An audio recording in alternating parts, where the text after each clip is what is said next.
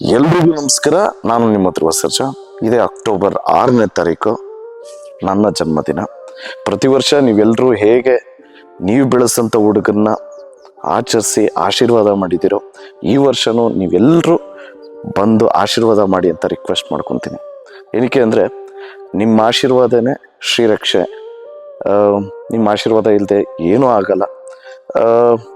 ಪ್ರತಿ ವರ್ಷವೂ ನೀವೆಲ್ಲ ಕಷ್ಟಪಟ್ಟು ದುಡ್ದಿರೋ ಅಂಥ ದುಡ್ಡಲ್ಲಿ ನೀವುಗಳೇ ಸ್ವತಃ ಬ್ಯಾನರ್ ಮಾಡಿಸಿದ್ದೀರಾ, ದೂರಗಳಿಂದ ಕೇಕ್ಗಳು ತಂದಿದ್ದೀರಾ, ಪಟಾಕಿ ಹೊಡಿತೀರಾ, ಹಾರ ತರ್ತೀರ, ಬೊಕ್ಕೆ ತರ್ತೀರ. ಇದಕ್ಕೆ ನಿಮ್ಗಳಿಗೆ ನಾನು ಕೋಟಿ ಕೋಟಿ ಥ್ಯಾಂಕ್ಸ್ ಹೇಳೋದಕ್ಕೆ ಇಷ್ಟಪಡ್ತೀನಿ.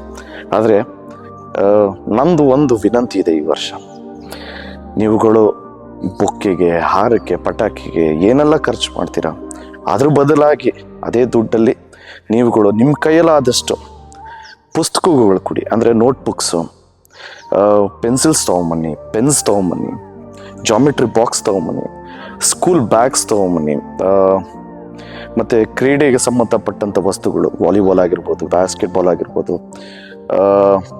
ಕ್ರಿಕೆಟು ಅಂದರೆ ಬ್ಯಾಟು, ಬಾಲು. ಇದರಿಂದ ತುಂಬ ಜನ ಮಕ್ಕಳಿಗೆ ವಿದ್ಯಾಭ್ಯಾಸಕ್ಕೆ ಹೆಲ್ಪ್ ಆಗುತ್ತೆ.